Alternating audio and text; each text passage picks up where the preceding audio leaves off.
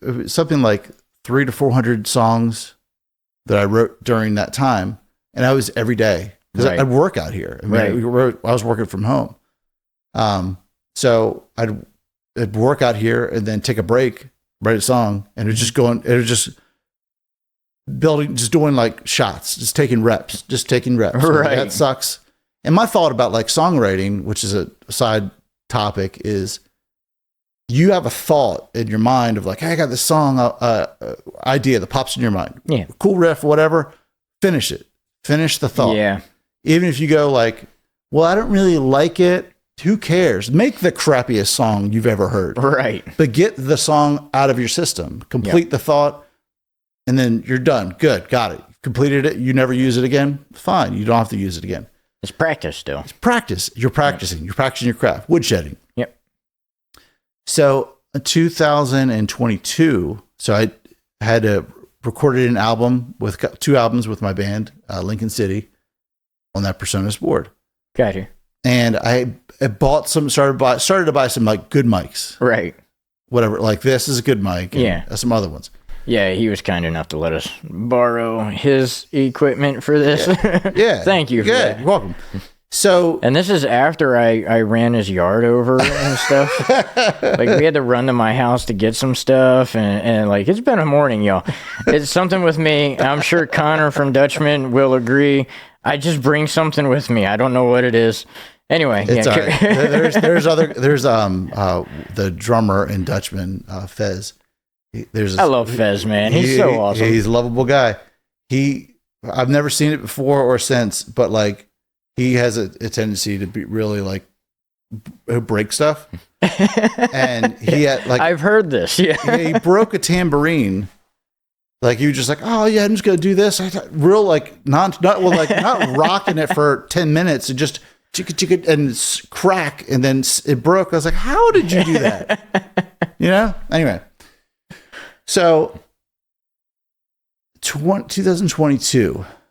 So mind you, that vision board stuff. So you're thinking about goals. What do you want to accomplish? What do you want to do? And like, so during COVID, I was like, all right, I've been playing in Lincoln City doing cover music. I want to do original stuff.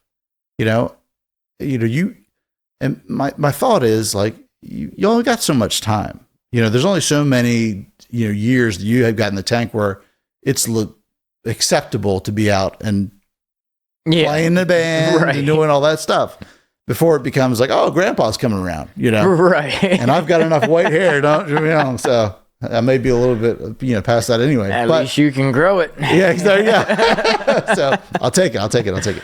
But, so there was like a moment where I was thinking about what do I want to do? And one of the things that, the voice in my head that I was hearing, I was like, you need to seriously invest in like the studio and get serious with it. The Personas is great, but get serious. Right. So I went and financed the acquisition of the API board. Mm-hmm. And I consulted, which this is crazy. So a lot of this is crazy, really, but this is nuts. This room is crazy. I know. Man. Look at it. It's so awesome in here, dude. So during this time, I was like investigating, like, what do I want? Because getting a board is not like getting a Telecaster. It's a big acquisition. It's a decision. Absolutely. Yeah. And so I said, I always tell people this too, and I followed my own advice for a change on this. Like, say if whatever you want to do, you want to be a locksmith. Mm-hmm. Well, go talk to locksmiths. Right. And find out what they did and how they did it and what advice you would do. And, which I'll share some a little bit. But so I did that. I reached out to like Ross Robinson, who did like the first Korn record. Okay. And Daryl Thorpe, who did like Foo Fighters records and stuff like that. And all these guys, and they were kind enough to write back on Instagram, because they are human beings. They are people. Yeah. Just like you and me. They're probably happy to have people interested in absolutely. Their craft. Yeah. They're not going to take up hours of their time, but yeah. And a couple of them, I got to have phone calls with them. Just talk. What? Yeah. In my mind, I'm like, this is nuts. Like one guy, oh gosh, Yellow Dog Studios down in Austin, Texas. He also does engineering at Abbey Road.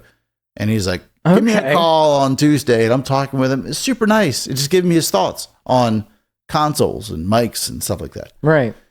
And so I was weighing out the options of the solid state logic, SSL, a Neve board, API board, and Trident were the ones that I was, seriously considering. And I reached out to API, and Dave at API was always yeah, it's great. Come on over. We're here in Maryland. So whenever you feel comfortable coming over, we'll take you on tour. I wasn't able to reach out and talk to anybody on the other companies. Right. Which is not a knock, just I'm small potatoes, you know what I mean? Right. So I did went on a visit to the API headquarters, and I got to see like the factory and all that kind of how they make it. It's just a small operation, it's not a huge operation. Right. And so I'm there, and they said, well, it takes usually about 9 weeks, I think, and it may be different now, but at the time it was about 9 weeks from start to finish. So they could put an order. I wanted this type of board. Yeah. There might be more for a bigger type of console, but so, or if you're interested, I have this demo model here. You took the demo? I took the demo. All right. The cool thing about the demo, which is the demo model that it's in there. It's in the B-roll. Yeah. So maybe you can right over the B-roll as I'm telling the story. So the EQs, so on the API console, you can pop out the EQs, which is the equalizer, fancy term, like the 550 and 560 of all those channels. So 16 channels, each one has an EQ. You can pop them all out. Okay. And replace them. So if one goes bad, or if you want to put up a different type of API EQ or a different brand, you can put them in there. All those EQs were used in a previous model because you can take them out and put them in, all that kind of stuff. So those were used, and those EQs were used in a console that was used by U2 to record one of their albums in the UK.